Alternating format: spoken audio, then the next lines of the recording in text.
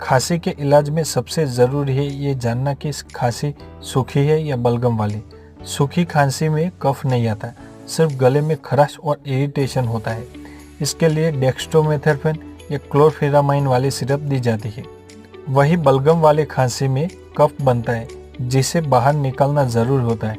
इसके लिए एम्ब्रोक्सोल, गुआफेनेसिन या ब्रोमेक्सिन वाली सिरप बेहतर होती है। अगर आप बलगम वाली खांसी में सूखी खांसी की दवा लेंगे तो कफ अंदर ही जम जाएगा और इन्फेक्शन बढ़ सकता है।